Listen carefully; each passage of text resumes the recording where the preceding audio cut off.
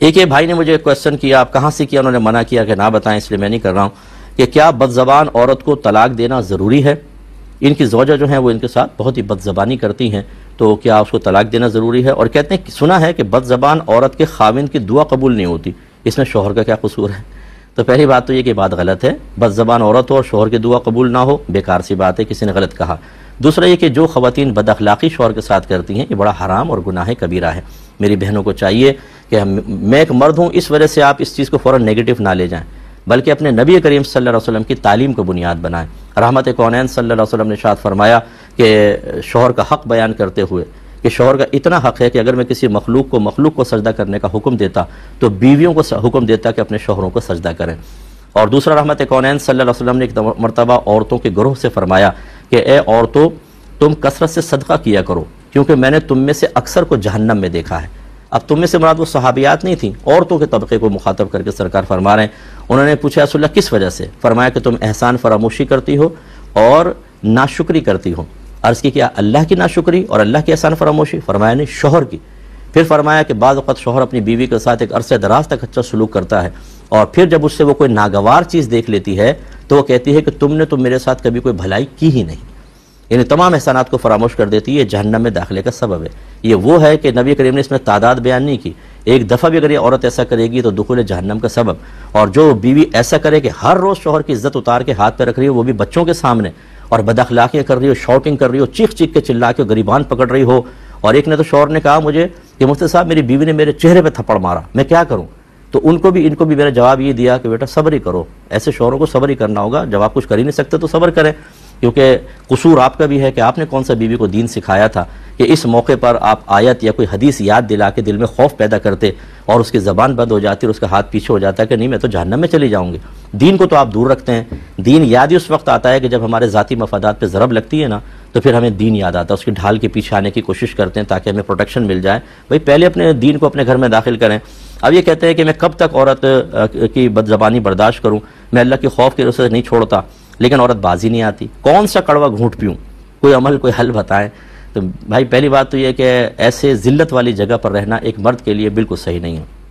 اس میں آپ تو ذلیل ہو ہی رہے، بیوی مسلسل گناہگار ہو رہی ہے، آپ کو چاہیے کچھ عرصے کے لیے گھر سے علیحدگی اختیار کریں کہ ہو سکتا ہے کہ غیر موجودگی میں ان کو کچھ احساس ہو اور یہ معاملہ ختم ہو، نگاہوں کے پاس سے ہٹ جائیں۔ اور اگر ایسا نہیں ہے، اس کے باوجود بد اخلاقیاں جاری ہیں، تو ایسی بد اخلاق عورت کو بالکل طلاق دینے کا حکم ہے، بلکہ واجب ہے کہ ایسی عورت کو طلاق دے کے اپنے سے جدا کر دیا جائے، حکم شرع تو یہی ہے۔ پھر یہ کہتے ہیں اگر اس کی وجہ سے اولاد بھی باپ کے خلاف ہو جائے تو کیا کیا جائے؟ یہ بھی دیکھیں بڑا خطرناک معاملہ ہے۔ جتنی اولاد ہمیں سن رہی ہے وہ اچھی طرح یاد رکھیں، اگر ماں باپ میں جھگڑا ہو جائے آپ کو نیوٹرل رہنا واجب ہے، نہ تو ماں کی فیور میں باپ سے بدتمیزی کر سکتے ہیں، نہ باپ کی فیور میں ماں سے بد زبانی کر سکتے ہیں، دونوں ہی جہنم کے راستے ہیں۔ تو علماء نے فرمایا کہ ماں باپ کو چھوڑ دیں، وہ خود ہی کریں، یہ ان کا معاملہ ہے، بروز قیامت خود جواب دیں، اولاد کو فریق بننے کی اجازت نہیں ہے۔ ہاں اگر باپ ماں کو مارنے لگے تو بیٹا یہ کر سکتا ہے کہ ماں کو اس طرح ڈھک لے اور اپنی پیٹھ کے اوپر والد صاحب کے واروں کو سہ لے اور ماں کو اذیت نہ پہنچنے دے، اتنا کر سکتا ہے۔ یہ نہیں کر سکتا کہ باپ کا ہاتھ پکڑ لے اور آنکھوں میں آنکھیں ڈال کے سختی سے بات کرے، یہ بھی جہنم کا راستہ ہے، یہ کر سکتے ہیں بس۔ اور میں ایسی بہنوں سے گزارش کرتا ہوں، خدا را اپنی اولاد کو ساتھ ملا کر شوہر کے خلاف اگر آپ نے محاذ بنا بھی لیا، یہی اولاد ہوگی جو میدان محشر میں آپ کو چھوڑے گی نہیں، یاد رکھیے گا، کیونکہ آپ نے ان کی آخرت برباد کی ہے، اپنی فیور میں کرنے کے لیے شوہر کے خلاف کر دیا۔ اب جب بروز قیامت اللہ تبارک و تعالیٰ آپ کی اولاد کو باپ کی نافرمانی پر جہنم کا راستہ دکھا رہا ہوگا تو ان کا مطالبہ ہوگا کہ اللہ تعالیٰ ہماری ماں سے اس کا بدلہ دلوا، کیونکہ اس نے ہمیں ابھارا تھا۔ تو یہ نہیں ہوگا کہ یہ بالغ ہیں تو پپو ہیں آزاد ہو جائیں گے، ان کو سزا تو ہے ہی ہے، ماں کی نیکیاں نکال کر بھی نام اعمال میں ڈالی جائیں گی۔ اس لیے خدا را سلجھے ہوئے ماحول کو مارز وجود میں لائیں، اپنے بچوں کو تباہ نہ کریں، پیار محبت کے ساتھ رہیں۔ اسی طرح کہتے ہیں کہ بیوی جھوٹ بول کر اپنے بھائی بہنوں کو بھی اپنے ساتھ ملا لیتی ہے، تو بھائی آپ کی دردناک کہانی میں نے دیکھیں پوری بیان کر دی، ازروئے وعدہ کہ میں نے وعدہ کیا تھا آپ سے، میں نے پورا کر لیا ہے۔ خدا را اپنے دین کو داخل کریں۔ جو لوگ مجھے سن رہے ہیں کہ ہمارے گھر میں تو ماحول ٹھیک ہے، یعنی آپ انتظار کر رہے ہیں کہ پہلے ماحول بگڑے تب آپ ہم سے مشورہ کریں گے مصطفیٰ قرآن حدیث کے بارے میں کیا کہتی ہے، اپنے گھر والوں کو اپنے بچوں کو دین سکھائیں۔ اب یہ جو شوہر یہ بیوی ایسا کر رہی ہے کہ اس کے ماں باپ نے دینی تربیت کی ہوتی، کوئی اور لڑکی جرأت کر سکتی تھی ایسا کرنے کی؟ کبھی بھی نہیں۔ تو اس لیے دین کو فوقیت دیں، اللہ تعالیٰ عمل کی توفیق عطا فرمائے۔ دیکھیے کہتے ہیں کہ بستر پہ بعض اوقات کوئی ناپاکی وغیرہ لگ جاتی ہے اور خشک ہو جاتی ہے بالکل، تو کیا ہم اس پر بیٹھ کر قرآن عظیم پڑھ سکتے ہیں؟ دیکھیں ادب کے خلاف ہے، اگرچہ نہ گناہ ہے نہ ناجائز ہے، اور بلکہ خاص طور پہ اگر گدے پہ جیسے بچے وغیرہ پیشاب کر دیتے ہیں اس پہ آپ نے ایک چادر بچھا دی ہے اور وہ اتنی موٹی چادر ہے کہ اس سے نیچے کا کچھ بھی نظر نہیں آ رہا، تو اتنی جب ایک تہ اوپر آ جاتی ہے تو اس کے اوپر تو بیٹھ کے آپ بلا کراہت نماز پڑھ سکتے ہیں۔ اگر تھوڑی بہت کراہت ہوگی جس کو آپ مکروہ تنزیہی کہتے ہیں، آپ صرف قرآن پاک کی تلاوت کرنا چاہ رہے ہیں، تو وہ صورت ہوگی کہ چادر وغیرہ کوئی نہ ہو اور نجاست خشک ہو گئی اور اس پہ براہ راست آپ بیٹھ گئے، تو یہ مکروہ تنزیہی ہے، زیادہ تحریمی وغیرہ نہیں ہے۔ ہاں اگر آپ نماز پڑھ رہے ہیں، جیسے بہت سارے بزرگ ہوتے ہیں بیٹھ کے نماز پڑھتے ہیں، اور حالت یہ ہے کہ گدے کے اوپر ڈائریکٹ یعنی ناپاکی پر ڈائریکٹ بیٹھ کے پڑھ رہے ہیں، تو پھر اگر وہ زیادہ نجاست ہے تو لازم بات ہے کہ نماز نہیں ہوگی، یعنی اگر 1 درہم سے زیادہ ہے۔ درہم کی مقدار آپ کو بتائی تھی، جو لیکوڈ ہوتی ہیں جیسے پیشاب وغیرہ، وہ ہتھیلی کی گہرائی کے برابر اگر ہوں تو 1 درہم ہے۔ جیسے آپ اس پہ پانی ڈالیں جب ٹپکنے لگائے تو رک جائیں، یہ 1 درہم کہلاتا ہے۔ اگر گدے پہ نجاست 1 درہم سے زائد ہے اور اس پر بیٹھ کے نماز پڑھی تو ہوگی نہیں۔ اگر 1 درہم کے برابر ہے تو نماز ہو جائے گی، لیکن واجب العیادہ ہے، دوبارہ پڑھنی ہوگی، اور 1 درہم سے کم ہے تو نماز ہو جائے گی، لوٹانا سنت ہے، نہیں بھی لوٹایا تو کوئی مسئلہ نہیں ہے۔ لیکن اگر یہ حضرات بھی اس گدے پہ چادر بچھا دیتے ہیں اور پھر چادر پر بیٹھ کے نماز پڑھتے ہیں تو نماز ہو جائے گی۔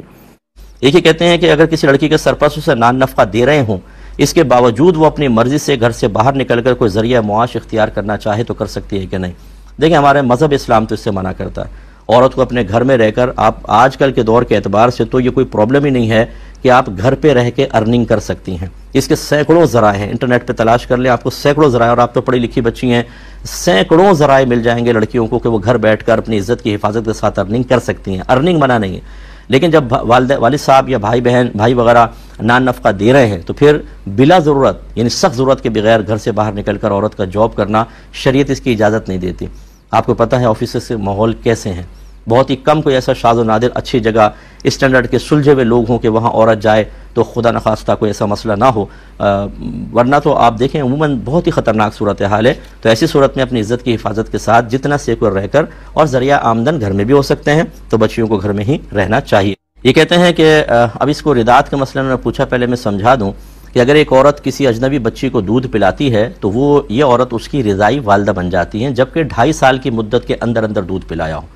اب اس کا مطلب یہ ہے کہ یہ اس کی بیٹی ہو گئی، تو جیسے سگی بیٹی کا معاملہ ہوتا ہے ایسی رضائی بیٹی کا ہوتا ہے، یعنی اس عورت کے جتنے بچے ہیں وہ اس سے لڑکی کے بھائی بہن ہو جائیں گے، ان کا آپس میں نکاح نہیں ہوگا، اور اس عورت کا شوہر جو ہے وہ اس کا رضائی والد ہو جائے گا۔ اور جیسے سگی بیٹی سے پردہ نہیں ہے، رضائی والد سے یہ پردہ نہیں ہے، لیکن اس میں حکم شرع یہ ہوتا ہے کہ ضروری ہے کہ اس مرد کی وجہ سے عورت کے دودھ اترا ہو۔ اس کا مطلب کیا ہے کہ مرد جسمانی تعلق قائم کرے گا، اگر عورت کے بچہ پیدا ہوتا ہے تو دودھ اترتا ہے، تو اس دودھ اترنے کا سبب اس شخص کا چونکہ جسمانی تعلق ہے، لہٰذا یہ شخص اس کا رضائی والد بنے گا۔ اس کا مطلب یہ ہوا کہ اگر اس عورت کا یہ والا شوہر فوت ہو گیا، اس عورت نے کسی اور شخص سے نکاح کیا تو اس کی وجہ سے تو دودھ اترا ہی نہیں تھا، تو وہ اس لڑکی کا رضائی والد نہیں ہوگا بلکہ اجنبی رہے گا۔ لہٰذا اگر یہ عورت انتقال کر جاتی ہے تو اس لڑکی سے اس شخص کا نکاح پاسبل ہے۔ یہ کہتے ہیں کہ 7واں فرض جو ہے جسے خروج بصنعہ کہتے ہیں، یعنی اپنے عمل کے ساتھ ارادے کے ساتھ نماز سے باہر ہونا، اور اس کے لیے شریعت نے ہمیں لفظ السلام کا حکم دیا ہے کہ واجب کریں۔ تو یہ کہتے ہیں کہ بعد اوقات نکلنے کی نیت نہیں ہوتی لیکن ہم السلام کہہ دیتے ہیں، تو کیا حکم شرع ہوگا؟ دیکھیں انڈرسٹوڈ ہوتا ہے، آپ یہ ضروری نہیں ہے کہ آپ دل کو ٹٹولیں تو ایسا لگے کہ شاید نیت نہیں تھی، وہ اتنی ہماری نیتیں راسخ ہو جاتی ہیں جب آپ نے اتحیات پڑھ لی، درود پاک، اور اس کے بعد دعا مانگ لی، اب آپ السلام کہہ رہے ہیں تو کیوں کہہ رہے ہیں؟ لازم سی بات ہے کہ وہ نیت کے اندر نیت دل میں موجود ہوتی ہے، اگرچہ آپ یوں کہہ لیں کہ میرے ذہن میں مستحضر نہیں تھی، حاضر نہیں تھی، لیکن ہوتی ہے، تو بالکل آپ کی نماز ہو گئی۔ کہتے ہیں موجودہ دور کے اعتبار سے لڑکیوں کے لیے تعلیم بہت ضروری ہے، اگر کوئی لڑکی اس بنیاد پر دوران تعلیم شادی نہ کرنا چاہے، اس سے انکار کر دے تو کیا حکم شرع ہوگا؟ دیکھیں تعلیم بہت ضروری ہے، اس کا بالکل انکار نہیں ہے، ہم بالکل اس بات کے قائل ہیں کہ بچیوں کو اچھی تعلیم حاصل کرنی چاہیے، لیکن اگر مناسب رشتہ آ جائے تو آپ کے نبی نے ہی بچیوں کی شادی خاص طور پہ جلدی کرنے کا حکم دیا ہے، کیونکہ تاکہ ایسا نہ ہو کہ خدا نخواستہ کوئی ایسے معاملات ہوتے ہی ہیں برے، تو اس لیے شادی جلدی ہو جائے بہتر ہے۔ والدین اس لیے پریشان ہوتے ہیں کہ بھئی اچھے رشتے ایک وقت پر آتے ہیں، اس کے بعد پھر اچھے رشتے آنا بند ہو جاتے ہیں۔ آج جو بچی اس طرح کی باتیں کر رہی ہے، کل خدا نخواستہ اوور ایج ہو گئی اور رشتے آنا بند ہو گئے، ماں باپ اگر دنیا سے وصال فرما جائیں تو سگے بھائی بہن اپنی بیویوں کے پیچھے کھڑے ہو کر اپنی بہنوں کے لیے کچھ بھی سہارا نہیں بنتے ہیں، اس وقت لڑکی کیا کرے گی؟ اور یہاں درندگی جو ہمارے علاقوں میں آپ کو نظر آ رہی ہے، اس کی بنیاد پر اگر آپ دیکھا جائے تو کیا کوئی عورت اپنی عزت بچا کے اس معاشرے میں رہ سکتی ہے؟ اس لیے اچھا رشتہ آ جائے تو کر لیں، بلکہ یہ کنڈیشن رکھ دیں کہ کہ بھئی شادی کے بعد تعلیم جاری رکھی جائے گی، یہ کنڈیشن رکھ دیں۔ ایسی بہت سی بچیاں پڑھ رہی ہیں، خود ہماری اکیڈمی میں ماشاءاللہ بہت ساری بچیاں ایسی ہیں جو تعلیم بھی حاصل کر رہی ہیں، شادی شدہ ہیں، بچے بھی ہیں، اور وہ آ کے علم دین بھی سیکھ رہی ہیں، تو بالکل یہ پاسبل ہے، ناممکن نہیں ہے۔ ایک انہوں نے کہا کہ نماز سے پہلے کسی نے آنکھوں میں آئی ڈراپ ڈالا، پھر نماز شروع کی تو حلق میں ذائقہ محسوس ہوا تو کیا نماز کا کیا حکم ہوگا؟ دیکھیں اس صورت میں نماز ہو جائے گی، کیونکہ منہ کے ذریعے اگر کوئی چیز آپ اتاریں گے یا نماز کی حالت میں فرض کر لیں پھر کوئی ڈراپ وغیرہ ڈالتے تو کوئی مسئلہ تھا، لیکن حالت نماز میں جب صرف حلق میں ایک ذائقہ محسوس ہوا اور وہ منہ سے سرائیت کر کے نہیں گیا تو یہ کھانے پینے کے حکم میں نہیں آتا ہے، لہٰذا اس سے نماز پہ فرق نہیں پڑے گا۔ کسی نے پوچھا کہ بعض اوقات ہم قرآن پڑھ رہے ہوتے ہیں یا کوئی بھی کتاب تو صفحہ آسانی سے پلٹ نہیں رہا ہوتا، تو ہم اپنے تھوک کو انگلی پہ لگا کر پھر وہ پلٹتے ہیں، ایسا کرنا کیسا ہے؟ دیکھیں مناسب نہیں ہے، کیونکہ تھوک بہرحال اپنا تھوک پاک تو ہوتا ہے، لیکن اگر یہی تھوک کسی اور تک پہنچائے تو اس کو کراہت محسوس ہوگی۔ بعض تو جھوٹا پانی نہیں پیتے کسی کا کہ کراہت ان کو محسوس ہوتی ہے، تو یہ ایک مایوب سا عمل ہوتا ہے کہ آپ تھوک لگائیں اور پھر وہ قرآن پاک کے صفحے پہ اپنا وہ تھوک لگائیں، جو یقینی سی بات ہے کہ میں اس کو ناجائز یا گناہ نہیں کہہ رہا ہوں لیکن غیر مناسب ہے۔ اور اگر آپ ایسی جیسے بعض نوٹوں کو گنتے ہیں نا، تھوک لگا کے گنیں گے، اب آپ اسی ٹائم گن کے وہ نوٹ کسی کو دیں، سامنے والا کراہت سی محسوس کرے گا، دوسری سائڈ سے پکڑے گا یار اس نے تھوک لگا دیا، اس کا مطلب ہے کہ تھوک سے کراہت محسوس ہوتی ہے، تو اس لیے قرآن پاک پہ تو بالکل نہ لگائیں۔ اور اس کے علاوہ کوئی دنیاوی کتابیں ہیں تو پھر اس میں بھی تھوڑی احتیاط کریں، لوگوں کے سامنے تو بالکل بھی نہ کریں کہ اس سے شخصیت کا امیج اچھا نہیں پڑتا ہے یا نہیں بنتا ہے۔ اور باقی اگر دینی کتابیں ہیں تو اس میں احتیاط ہی کی جائے، جیسے کہ قرآن پاک کے مسئلے میں عرض کیا۔ نکاح ہو گیا ہے اور رخصتی ابھی نہیں ہوئی، اور رخصتی کا مطلب ایک تو باقاعدہ لڑکی چلی جائے، ایسے ہی خلوت صحیحہ نہ ہوئی ہو۔ خلوت صحیحہ کا مطلب خلوت کہتے ہیں تنہائی کو، صحیحہ مانے صحیح خلوت صحیح خلوت کسے کہتے ہیں؟ لفظی ترجمہ تو صحیح خلوت ہے، لیکن صحیح تنہائی شریعت کے نزدیک کیا کہلاتی ہے؟ اس سے مراد یہ ہے کہ دونوں میاں بیوی تنہا ہوں اور جسمانی تعلق قائم ہونے میں نہ کوئی شرعی رکاوٹ ہو، نہ حسی رکاوٹ ہو، نہ کوئی طبعی رکاوٹ ہو، یعنی نہ تو کسی کی نظر پڑنے کا اندیشہ، جیسے اندر سے لاک کر لیا، کوئی کھڑکی وغیرہ ایسی شیشے والی نہیں ہے کہ کسی کی نظر پڑنے کا اندیشہ ہو۔ اسی طریقے سے نہ لڑکی کو حیض ہے، نہ رمضان کے کوئی روزے چل رہے ہیں دن کے اندر، جیسے رمضان کے روزے شرعی ایک رکاوٹ ہے، نہ لڑکے کو کوئی ایسی شدید قسم کی بیماری ہو جس سے وہ جسمانی تعلق ہی قائم نہ کر سکتا ہو۔ اگر ایسی چیزیں ہوتی ہیں تو پھر یہ خلوت صحیحہ نہیں ہے، اس کو کہتے ہیں خلوت فاسدہ، یہ ایسے جیسے کہ تنہائی میں ہوئے ہی نہیں۔ اور اگر خلوت صحیحہ ہوتی ہے کہ کوئی اس میں کسی قسم کی رکاوٹ نہ ہو تو یہ جسمانی تعلق قائم ہونے کے ہی قائم مقام ہوتی ہے، تو لہٰذا اگر فرض کر لیں خلوت صحیحہ کے بعد لڑکا طلاق دے گا تو عدت ہوگی لڑکی کی، اس طرح مہر پورا موقد ہو جاتا ہے۔ اگر مطلب یہ کہ مہر اس کو لازم ادا کرنا پڑے گا اور عدت وغیرہ اور لڑکی کی ہوگی، اور دیگر بہت سارے مسائل متوجہ ہوتے ہیں، جیسے اگر 3 طلاقیں وہ دے دے گا لگاتار ایک ایک کر کے 3 طلاقیں خلوت صحیح کے بعد واقع ہوں گی، اور اگر خلوت صحیح نہ ہو اور بچی کی بھی رخصت نہیں ہو، اگر وہ لگاتار 3 طلاقیں دے گا تو صرف پہلی طلاق واقع ہوگی، باقی 2 طلاقیں واقع نہیں ہوں گی۔ تو یوں کچھ احکام ہوتے ہیں، اب آپ نے کون سا خاص حکم معلوم کرنا ہے، اگر وہ آپ دوبارہ معلوم کریں گے تو انشاءاللہ میں آپ کو عرض کر دوں گا، لیکن یہ ضرور یاد رکھیں بعض اوقات رخصتی نہیں ہوتی لیکن اس سے داماد ملنے جاتا ہے، وہ میاں بیوی ہیں تو ان کو ملنے کا موقع دے دیتے ہیں، اگر وہ کمرے میں کسی میں بیٹھ جاتے ہیں اور خلوت صحیحہ ہے تو احکام جداگانہ ہو جاتے ہیں، یہ ذرا ذہن میں رکھیے گا۔ یہ کہتے ہیں اگر شوہر پاگل ہو جائے تو عورت کے لیے کیا شرعی حکم ہے، کیونکہ طلاق تو شوہر دے سکتا ہے اور پاگل طلاق دینے کا اہل نہیں رہتا ہے، اب کیا کریں؟ دیکھیں اس میں یہ ہوتا ہے کہ پہلے اس کے علاج کی بھرپور کوشش کریں، اگر ڈاکٹرز یہ کہتے ہیں کہ اس کے علاج پاسبل نہیں ہے، مثال کے طور پہ 1 سال عورت نے انتظار کیا کہ علاج کر لے، تو پھر وہ کورٹ میں دعویٰ دائر کر سکتی ہے کہ بھئی میرے اب کیونکہ وہ نان نفقہ نہیں دے سکے گا، حقوق زوجیت ادا نہیں کر سکے گا، اور شریعت کبھی اس بات کو لائک نہیں کرتی ہے کہ ایک عورت کو مسلسل ظلم میں اور شدت اور سختی کے اندر رکھا جائے، لہٰذا پھر اگر جج کیس سننے کے بعد 1 سائیڈڈ فسخ نکاح کر دیں، یعنی نکاح کو ختم کر دیں، تو بالکل یہ ویلڈ مانا جائے گا اور وہ عورت عدت گزارنے کے بعد کسی سے بھی نکاح کر سکتی ہے۔ کوئی بات چل رہی تھی، ہم نے کہا آپ طلاق دے دیجئے گا، تو شوہر نے کہا طلاق کیا حکم شرع ہوگا؟ دیکھیں جب شوہر صرف طلاق کہے تو اس میں بیوی کی طرف نسبت نہیں ہے، جب بیوی کی طرف نسبت نہیں ہوتی تو شوہر سے حلفیہ بیان لیا جاتا ہے کہ آپ نے طلاق کس کو دی ہے، اگر وہ کہتا ہے کہ میں نے زوجہ کو طلاق دی ہے طلاق واقع ہوگی، یا وہ قسم کھانے سے انکار کر دے کہ میں تو قسم نہیں کھاتا ہوں کسی بھی قسم کی، تو بھی طلاق واقع ہوگی۔ اور اگر وہ قسم کھا لیتا ہے کہ میری نیت بیوی کو طلاق دینے کی نہیں تھی، میں تو ویسے طلاق بولا، تو پھر طلاق واقع نہیں ہوگی۔ لیکن یہ یاد رکھیں کہ اس میں اور بھی پیچیدگیاں ہو سکتی ہیں، لہذا میں گزارش کرتا ہوں کہ طلاق کے مسائل آپ براہ راست یہاں معلوم نہ کریں۔